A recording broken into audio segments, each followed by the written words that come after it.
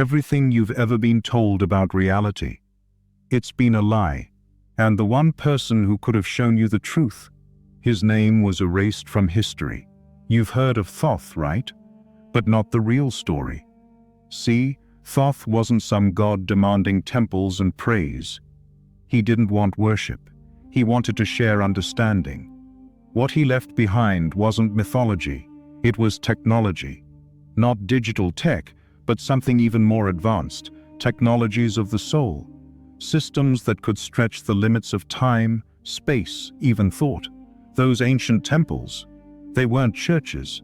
They were labs. The Emerald Tablets, not poetic riddles. They were code, literal instructions for awakening, for remembering who and what you really are. But the truth, the real truth, it's too powerful. And power that isn't controlled, it's feared. So the knowledge was scattered, the symbols distorted, the stories buried beneath sand, silence, and centuries of misinformation. What remained turned into myth. What disappeared, maybe it was never meant to be found until now. This isn't a history lesson. This is a map, a manual. And if you're ready to remember what was taken from you, keep watching.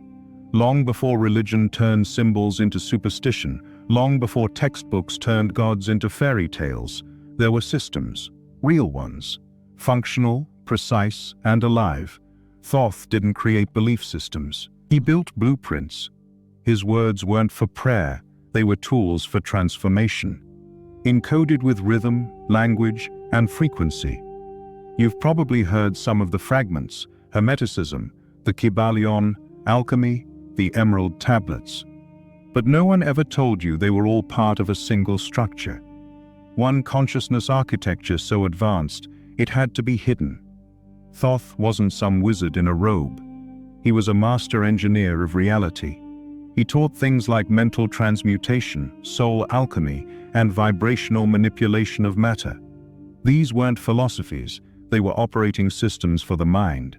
Step-by-step processes that could shift your inner world so deeply, your outer world would follow. He was the first real metaphysicist, the original quantum technician.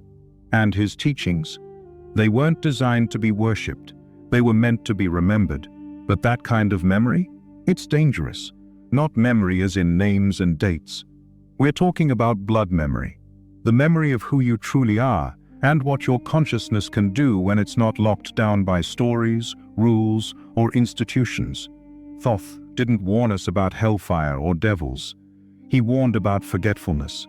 Because when you forget where you come from, your mind becomes programmable. And so began the game. Not just to erase his work, but to twist it, turn law into metaphor, truth into legend, power into myth. His teachings were smuggled through time, passed on quietly, through secret brotherhoods, mystery schools, hidden texts. Those who understood, they kept it quiet, not just to protect themselves, but because they knew most people wouldn't be ready. Eventually, even the remnants were burned, mocked, or dismissed. Scrolls lost, symbols warped, mysticism reduced to fantasy. And now, Thoth is just another name you pass by in museums. The tablets? Legend. Consciousness? Just chemistry, according to science. But ancient Egypt, it wasn't just a culture, it was a consciousness template. Still, despite everything, the blueprint remains. It's there, hidden in the glyphs, the hermetic texts, the architecture. Even the language itself whispers clues. The Kybalion carries the core laws. The tablets talk about dimensional travel. The glyphs? They're not art, they're memory anchors. And once you stop trying to read them with your brain and start feeling them with your intuition, that's when you start seeing the system for what it really is. Some of the techniques, let's just say they're too ancient and too powerful to explain in full here. That's why we go deeper in our free newsletter, Insights Academy. There you'll get access to the teachings they hoped you'd never rediscover, including a free copy of the Kybalion for a limited time. Because Thoth didn't leave behind information. He left behind keys. Each principle he taught is a key to unlocking the original operating system of your being. These weren't ceremonies for show. They were technologies of consciousness. And those who control the narrative. They knew that even if a few of us remembered, everything could change. That's why they buried it, not to protect you, but to protect themselves. Because once you access the real laws, the ones encoded into vibration, frequency, and will, you stop being controlled by the world around you. You start creating from within.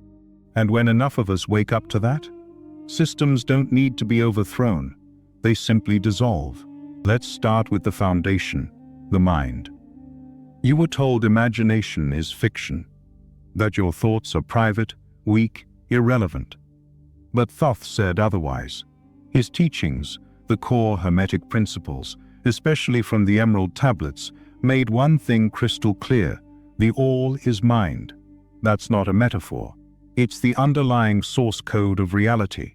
Everything, your life story, the objects you touch, the emotions you feel, didn't just happen to you. It originated in consciousness. Thought is not the effect, it's the source. Mental transmutation is the technique of shifting reality by shifting the vibration of thought. This isn't just positive thinking or repeating daily affirmations. This is energetic command over your field. A deeper, focused awareness that knows your mind doesn't describe the world, it instructs it. When Thoth wrote about this, he wasn't writing poetry. He was revealing one of the most suppressed, most feared truths. Reality isn't solid. It's responsive, fluid, moldable. And the mind is the sculptor. Here's how it works. Every thought you hold, every belief you carry, every emotion you allow to dominate, these are frequencies, instructions, signals to the quantum field. Think you're unlucky. The field responds. You'll trip into the very things that confirm it. Feel unsafe. The world around you rearranges to give you reasons to be afraid. Not because you deserve it, but because that's how the law works. The law doesn't respond to your wishes. It responds to your signal. This is what mental transmutation is. Not control over others, but mastery over your own vibrational output. You change your external world by first shifting the internal state that generated it. Most people don't realize this. They think they're thinking, but really, they're reacting. Reacting to conditioning, to stories, to programming. Their beliefs were handed down, not discovered. That's why their manifestations fail. Not because manifestations fail, not because manifestation doesn't work, but because their frequency contradicts their desire. They say they want abundance while vibrating in lack. They pray for love while secretly believing they're unworthy. They declare freedom while fearing judgment. That's scrambled signal, and scrambled signal creates confused results. Thoth's message was simple. Before you can change the world, you must master the self. Polarity is the lever. You have to transmute fear into trust, shift grief into gratitude, turn resistance into receptivity. These aren't affirmations. This is vibrational alchemy, not surface-level change, deep frequency realignment. When the mind is trained, it becomes the most powerful architect of experience. But left undirected, it becomes a loop, a feedback system of limitation. This is why mental transmutation is considered the first forbidden technique. It reveals the foundational lie that you're at the mercy of the world, that you're a victim of circumstance. Thoth knew the truth. You are the transmitter. You're shaping your field constantly, whether consciously or unconsciously. He didn't say, just be positive. He taught that reality responds to coherent, aligned will.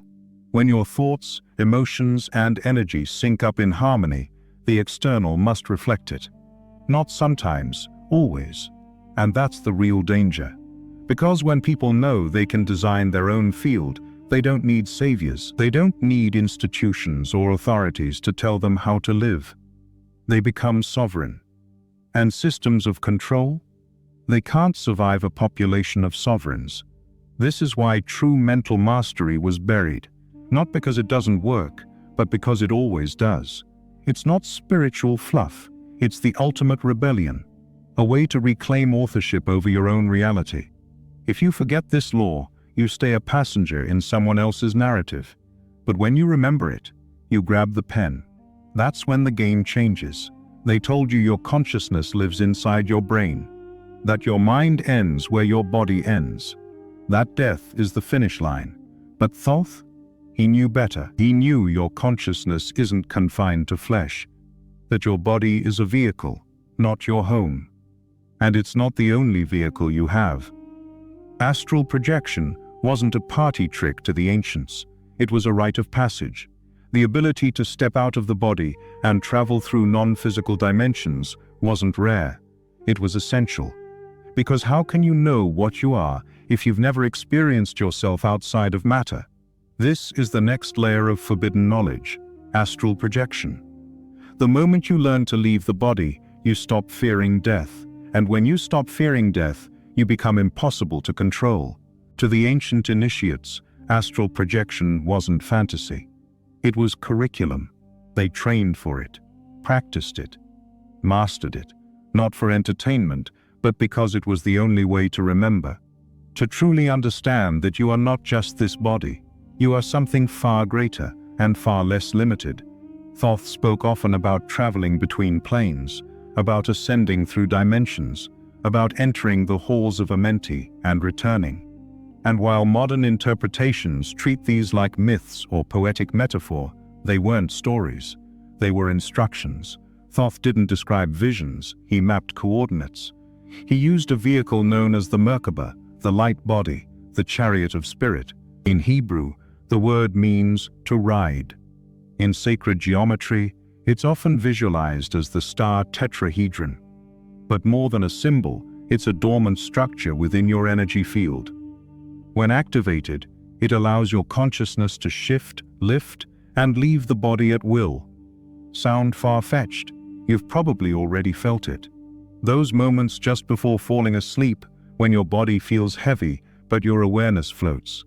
The deep meditative states where you forget you even have a body. These are glimpses. Thoth's teachings weren't about glimpses. They were about mastery. Astral projection isn't imagination. It's travel. The astral plane isn't in your head. It's a vibrational layer of reality that exists right now, alongside this one, like a different channel on the same radio. Most people are just stuck on one frequency, but those who learn to tune out of the body, they discover that this world is only a small piece of a much bigger landscape. On the astral plane, the rules are different. Thought moves faster than speech. Intention shapes the environment. Time bends in on itself. There, you can access the Akashic records, an energetic library of all memory and experience. You can reconnect with guides, ancestors, and fragments of yourself across timelines. This is what Thoth meant when he wrote of entering the deep places of the earth. It wasn't geology, it was vibration. But here's the secret no one ever told you. This isn't reserved for the gifted or the chosen. This is your birthright.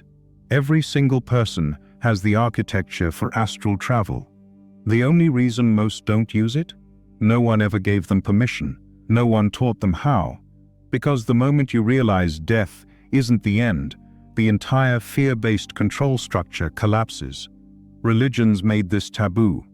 Institutions called it delusion.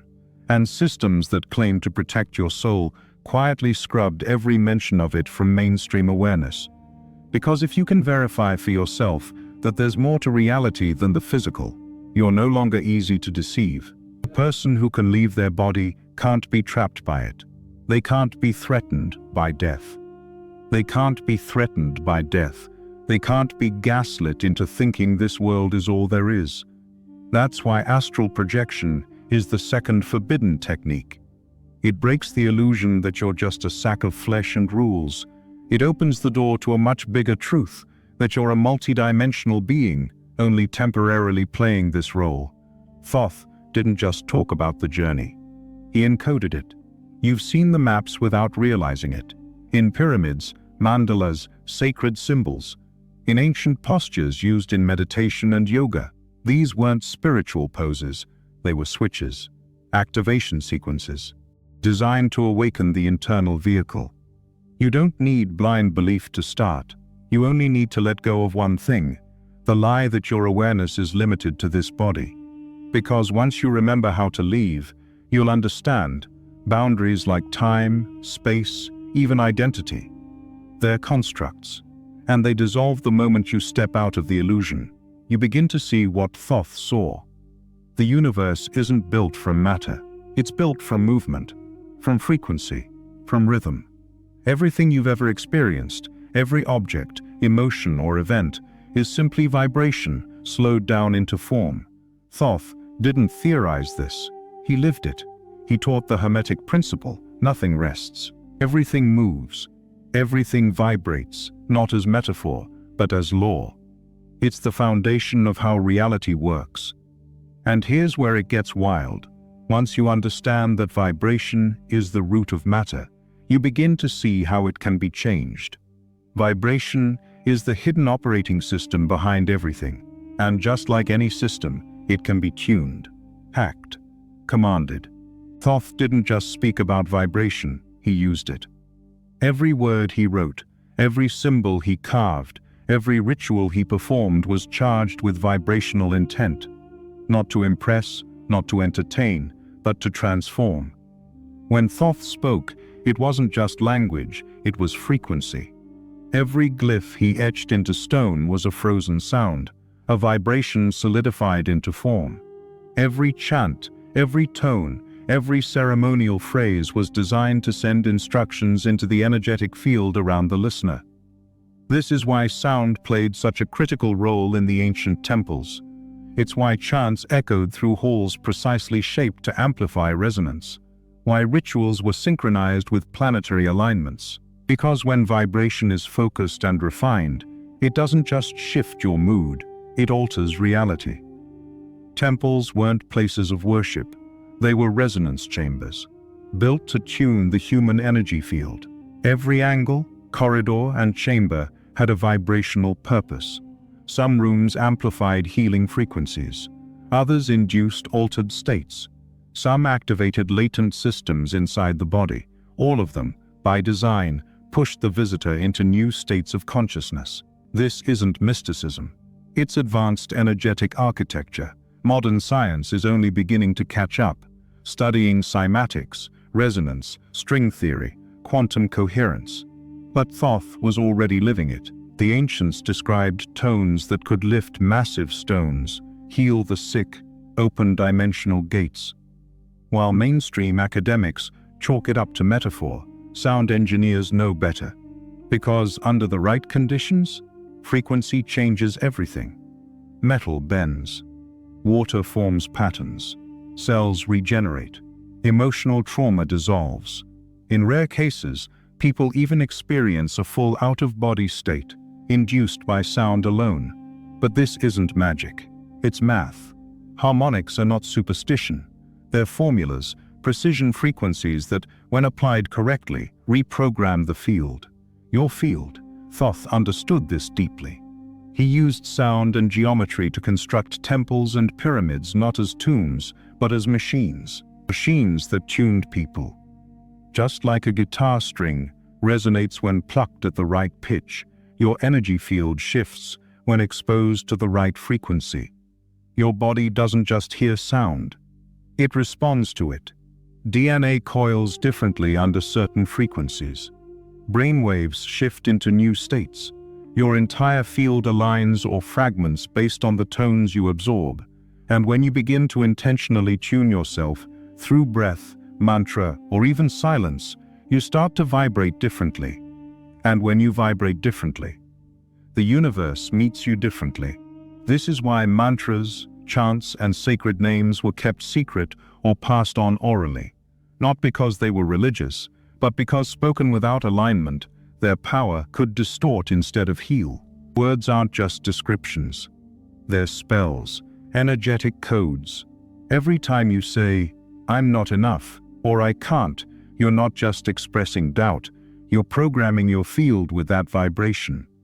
Every complaint, every label, every self-limiting statement becomes a broadcast to the universe. You've been casting spells your whole life and didn't even know it. Thoth taught that vibration could bend what we call reality. Because reality is not fixed, it's a waveform, and waveforms respond to frequency. This is why music can heal, why certain tones open consciousness, why specific phrases can change your mood, your body, even your future. These aren't poetic ideas, they're technologies, and they've been buried, stolen, twisted, or turned into superstition. Look around today. We're surrounded by frequencies, not tuned to empower, but to dull. Digital noise, dopamine traps, chaotic waveforms designed to scramble your internal signal. Why? Because the more dissonant your field, the easier you are to control. But when you begin tuning yourself with intention, through breathwork, vibration, silence, and mantra, you realign. And alignment is power. Thoth's teachings on vibration weren't about feeling better. They were about becoming better. They were about showing you that you can shift your body, your mind, even your past, not by effort, but by frequency. Because when your vibration changes, you stop chasing outcomes. You attract them. Reality bends toward coherence. And Thoth, he didn't die in the way history suggests. He didn't disappear. He shifted. Through dimensions, through frequencies, through layers most people can't perceive because they've never been taught to look. The halls of Amenti, not poetic metaphors, they were real, not made of stone, but of vibration, domains of memory and light, places accessed not with feet, but with consciousness, and they're still there, waiting for those who remember how to reach them. Now this is where things get real, where myth and memory start to blur.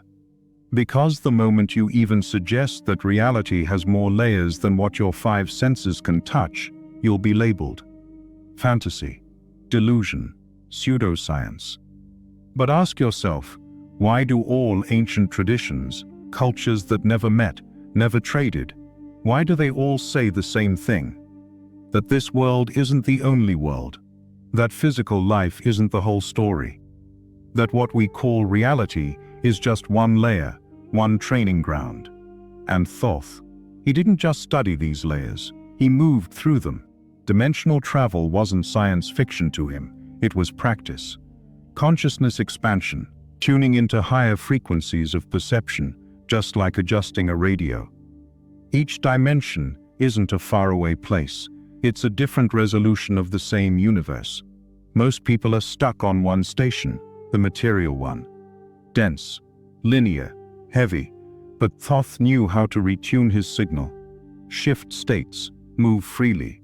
The halls of Amenti weren't guarded by doors or keys, they were protected by frequency. You couldn't just walk in, you had to be aligned, your vibration had to match. And once it did, the space opened. Time didn't pass the same way there. Memory wasn't stored in brains, it was stored in light. You didn't read records there, you remembered them. That's what Thoth did. He didn't just study history, he adjusted it, rewrote timelines, moved between events like a composer rearranging notes. He observed civilizations rise and fall, shifted soul contracts, rerouted probabilities. Not because he was chosen, but because he remembered what others forgot, that reality isn't a fixed road, it's a field, and it's navigable if you stop mistaking it for a stage. He didn't leave behind a full map. That would have been too dangerous. Instead, he scattered clues in symbols, in architecture, in language, hidden in plain sight. When you elevate your frequency, through meditation, stillness, ritual, you begin to sense it, the flicker at the edge of your vision. That strange moment when time stretches or glitches, that's not imagination. That's the veil, and that's the doorway. Dimensional travel doesn't require movement. It requires mastery over thought, fear, and identity. Because higher planes, they're not built for ego, they're built for essence. Thoth taught that dimensions are layered like shells. The third dimension is heavy, the fourth, fluid, the fifth, luminous. Each layer is more reflective of your internal state. What you suppress here, you face directly there. That's why this path isn't for everyone. It's not because it's fake, but because it's too real. It strips you bare. No masks, no filters. Just you and your frequency. Ever had a lucid dream that felt more real than waking life? A conversation with someone you've never met but somehow knew. A flash of déjà vu so strong you felt like time paused. These aren't coincidences. They're fractures in the veil. Signs you're brushing against a bigger field of experience. Waking moments of a sleeping memory. And Thoth's legacy?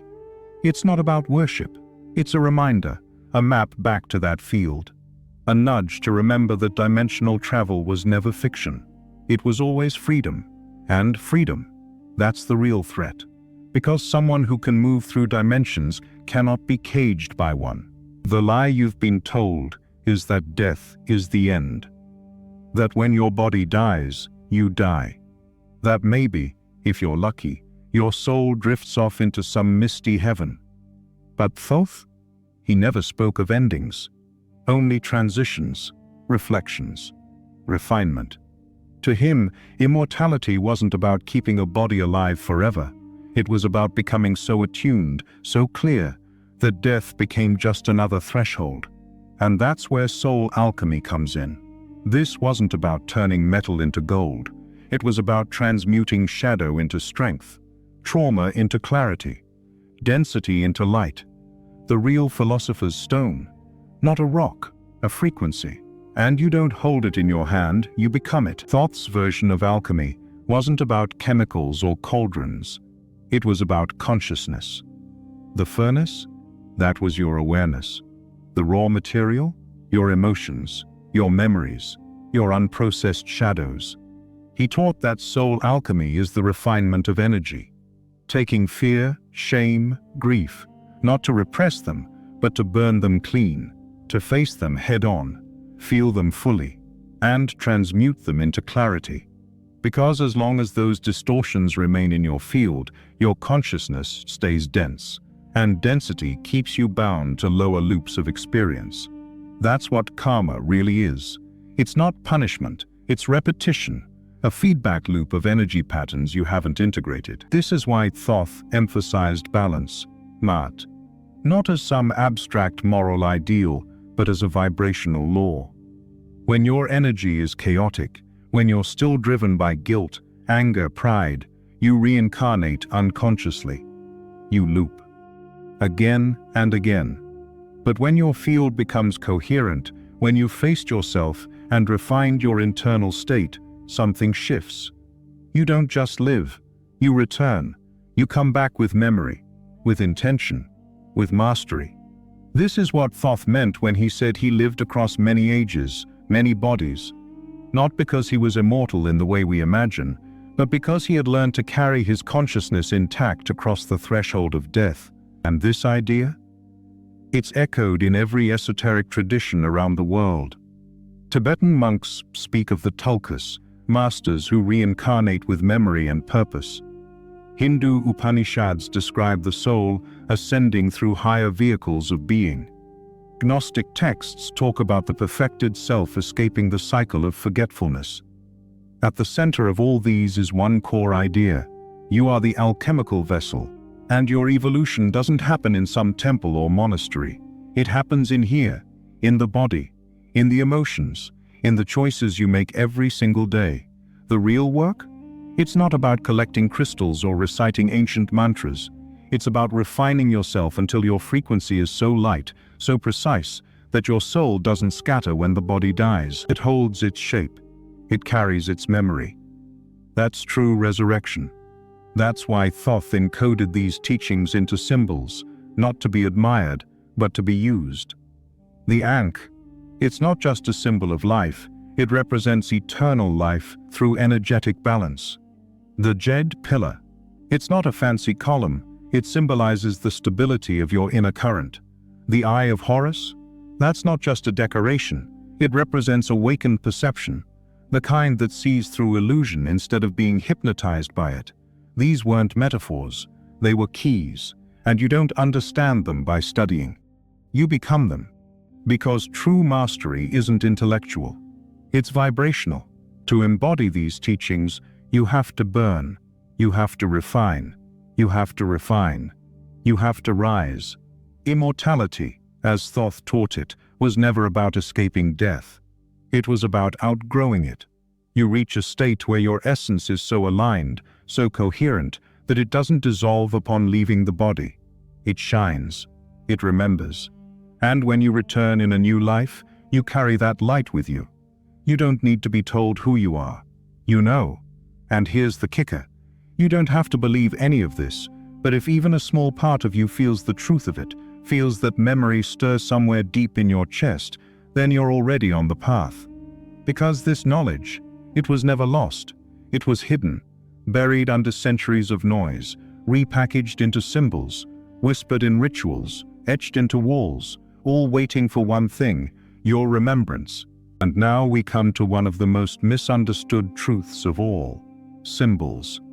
You were told they're just art, decoration, cultural flair. You were told rituals are primitive, that chanting sacred words is superstition, that sacred geometry is for hippies and conspiracy theorists. But Thoth knew better. He didn't just understand symbols, he engineered them.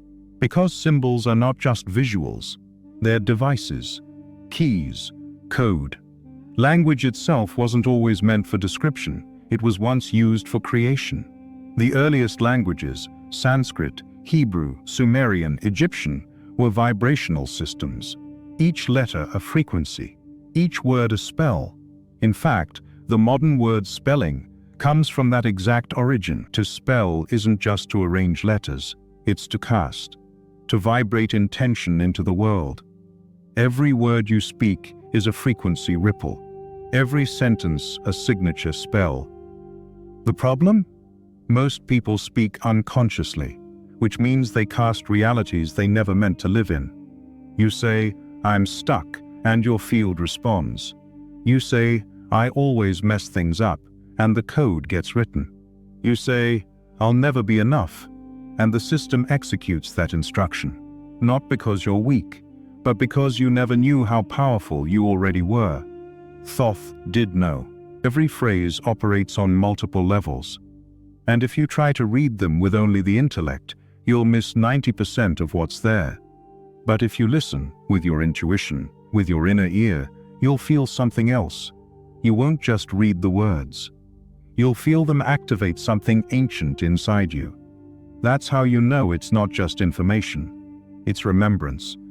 This is why the mystery schools held rituals, why secret societies protected symbols from the public.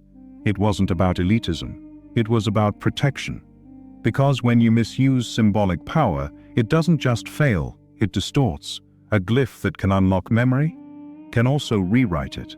A ritual that can awaken your field can also bind it. That's why symbols are still used, just in reverse.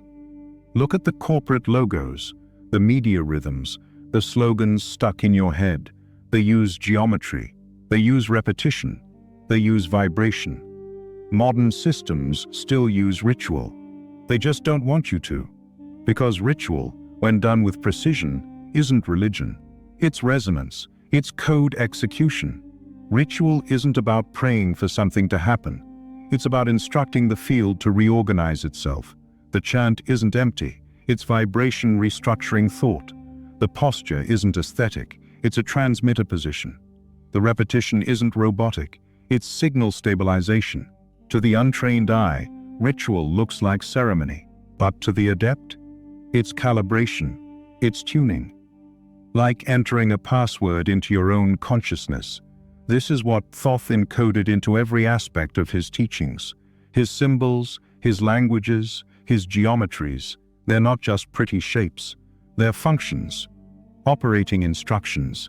And if used correctly, they unlock latent systems in the body, the mind, and the field. You've been surrounded by this tech your entire life, but taught to ignore it.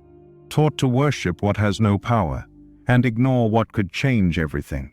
But once you become conscious of the symbols you engage with, once you become aware of the spells you speak over yourself, once you understand that every word, shape and movement is either aligning or distorting your field. You stop being a receiver, you become a transmitter. That's the shift. Ritual isn't about belief. It's about rhythm. Symbol isn't about superstition. It's about structure.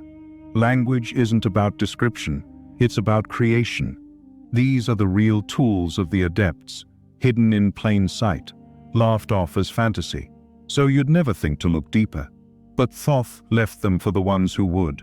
Because he knew the moment you wake up to your own symbolic power, the moment you realize you've been casting spells all along, that's when the real memory begins.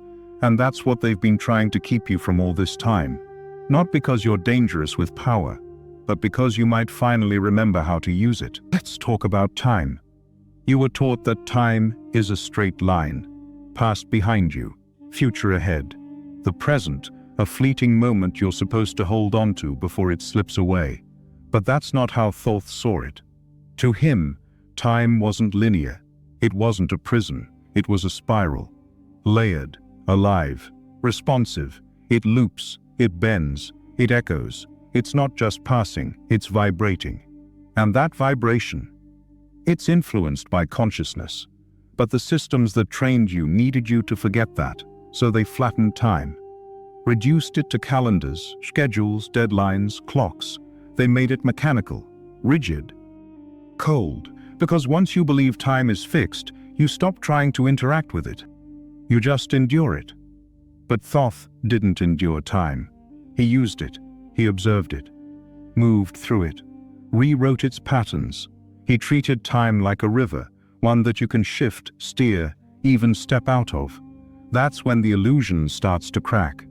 Because you were taught the past is unchangeable, that the future is unknown, that the present is the only thing you can control.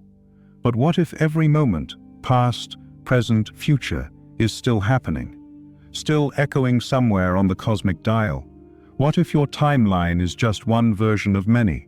Thoth taught that time exists in multiple frequencies, like radio stations, all broadcasting simultaneously, and your vibration determines which one you're tuned to. That's not poetry. That's mechanics. Every belief you hold about yourself, what you've been through, what you think is possible, anchors you to a version of time. But shift the belief, and you shift the frequency. Change the frequency. You change your timeline. This is why history repeats, not because people don't learn, but because energy patterns loop. Until they're consciously interrupted. Thoth understood this better than anyone. He described watching cycles unfold from above. He saw civilizations rise, fall, and rise again, not randomly, but rhythmically, like music, like orbits. He knew when the energy would spike, when portals would open, when timelines would merge, split, or collapse, and he left markers behind, breadcrumbs for those who would follow. The moon's cycle, the equinox precession, the movement of Venus across the sky, these weren't just astronomical events. They were timing codes, cosmic gear shifts, moments when change becomes easier if you're aligned. Because when time bends, windows open. But modern systems don't want you to know this, because once you understand that time is fluid, that karma is reprogrammable, that memory is not just recollection, but navigation, you stop being a victim of your past. You stop replaying inherited patterns. You stop assuming your future has to be a continuation of your past, and you start writing the story. This is why timeline jumping is showing up in conversations. Why people are experiencing more déjà vu, faster synchronicities, fragmented memories. Why time feels off. We're nearing a vibrational tipping point, a moment when the veil thins, and many will suddenly remember that time responds to them, not the other way around. Thoth didn't just describe time, he encoded it. In architecture, in rhythm, in sacred language. The pyramids, they're not tombs. They're clocks, star-aligned machines designed to hold information across epochs, anchors for memory, keys for when humanity forgets and needs to remember again. And chances are you've already felt it, moments where you know you've been here before, conversations that feel like echoes, events that feel like loops. These aren't glitches, they're invitations to realign, to choose differently, to collapse the loop instead of circling it again. But that power only activates when you realize this: the present isn't a prison, it's a pivot point. Every moment you become conscious of your state, you're given access to a new stream of possibilities. And the more coherent your inner world, the more aligned your external timeline becomes. This is why soul work, clarity, focus, self-honesty, isn't just spiritual fluff. It's your navigation system, because a scattered mind repeats, but a coherent one can shift. Thoth wasn't a prophet. He wasn't predicting the future. He was giving us permission to move through time, to rewrite our place within it, to remember that you don't follow time. Time follows you. And now we reach the heart of it all. If this was just myth, just fantasy, just symbolic storytelling, then why was it so aggressively buried? Why were Thoth's teachings turned into folklore? Why were the Emerald Tablets hidden? The language distorted, the practices mocked? Because Thoth didn't teach belief. He taught technique, and technique is repeatable. It's not subjective. It's not dependent on belief. It doesn't require a priest or guru to mediate. When you know how to do it, no one can stop you from using it. And that's the danger. Because technique spreads, it infects the system, not with chaos, but with sovereignty. You can light all the candles, chant all the affirmations, burn all the incense you want. The system's not worried about that. What they do worry about is when you start to command your thoughts with precision, when you begin to shift your vibration at will, when you leave your body and explore dimensions, when you access your soul memory and rewrite your own timeline. Because at that point, you're no longer consuming reality, you're designing it. That's why Hermeticism got buried under centuries of secrecy. That's why the Kybalion gathers dust on forgotten shelves, even as its laws echo across everything from physics labs to sacred temples. Because these truths don't need your belief, they just need your remembrance. You were never supposed to just read them. You were meant to live them. Every breath, every thought, every intention. But remembrance takes effort, not striving, not pushing, but unlearning. It's the peeling back of layers, the undoing of noise, the quiet, sacred defiance of saying, "I'm done playing by rules that were never mine." You were never meant to be small. You were never meant to wait for permission. You were born with the operating system already running, ancient, powerful, intact. No one gave you the manual, until now, because Thoth's technologies weren't for the elite. They weren't for priests in marble halls. They were for you, for the ones who choose to remember, the ones who observe instead of obey, who refine instead of perform. The real initiations don't happen in temples. They happen in those quiet moments, when you see through the illusion and decide you're not playing this game anymore. Most people won't. They'll hear this, maybe even feel a flicker of truth, and then scroll past. Not because they're lazy or broken, but because they're afraid. Afraid it might actually be true, that they might be more powerful than they were ever told, that there's no one coming to save them, that it was always them.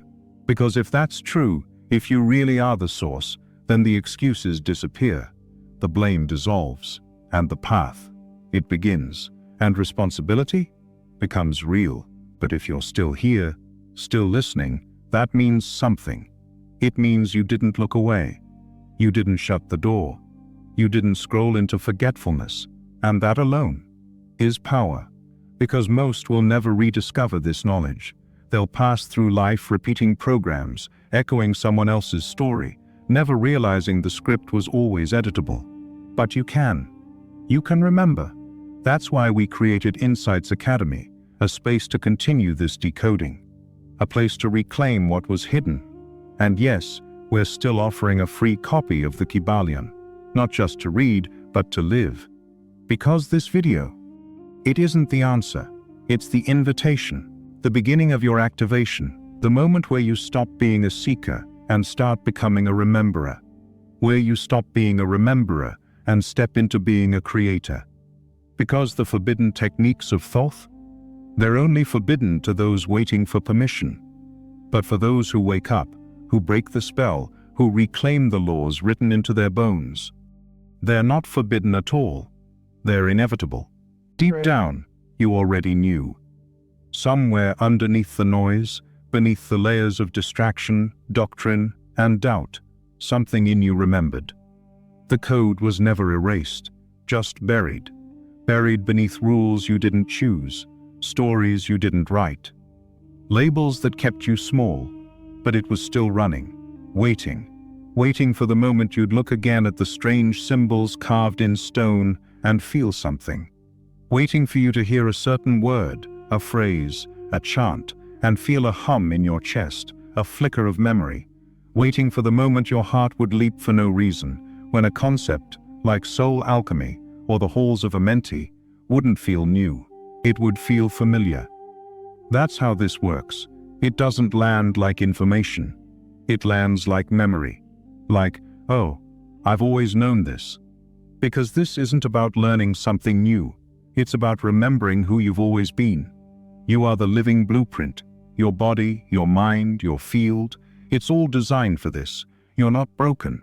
You're not behind. You're not unworthy. You've just been taught to forget. But now you've remembered. And no one can take that from you. Not anymore. Not the voices that call this delusion. Not the systems that claim authority. Not the distractions that flood your feed and keep you looping. Because now that you've seen, you can't unsee. Now that you've felt, you can't unfelt. The question is, what will you do with that? Because remembrance isn't passive. It asks for embodiment. It asks for action. Not external rebellion. Not shouting in the streets. Not trying to convince the world. But inner precision. Inner refinement. Inner alignment. It's the way you wake up in the morning and choose your frequency before the world chooses it for you. It's the way you speak to yourself, with care, with command, knowing every word is a spell. It's the way you sit in silence, not to escape the world, but to reprogram it from within. Thoth didn't want worshippers. He wanted architects, builders of new realities, designers of consciousness. He didn't promise salvation. He offered tools to unlock the system already inside you. And the most powerful thing about that, you don't need anyone's permission. You never did. So if this resonated, if it stirred something in you, you're not alone. There are others remembering too, quietly, deeply, all around the world. And as we each come back online, as we each recalibrate our field, the illusion starts to dissolve. Systems don't fall because we fight them. They fall because we outgrow them. That's the power of real remembrance. That's why these teachings were called forbidden. Not because they're dark or dangerous or evil, but because they work. Because a soul that remembers its power is a soul that can no longer be ruled. So if you feel the call, follow it. Explore more. Read the Kybalion. Join Insights Academy. Start decoding. You don't have to know all the steps right now. You just have to start. And once you do, the rest will unfold. Not because it's new, but because it was always yours. This has never been about belief. It's been about resonance. And if you're still here, that means you're ready. Now go. Not to believe,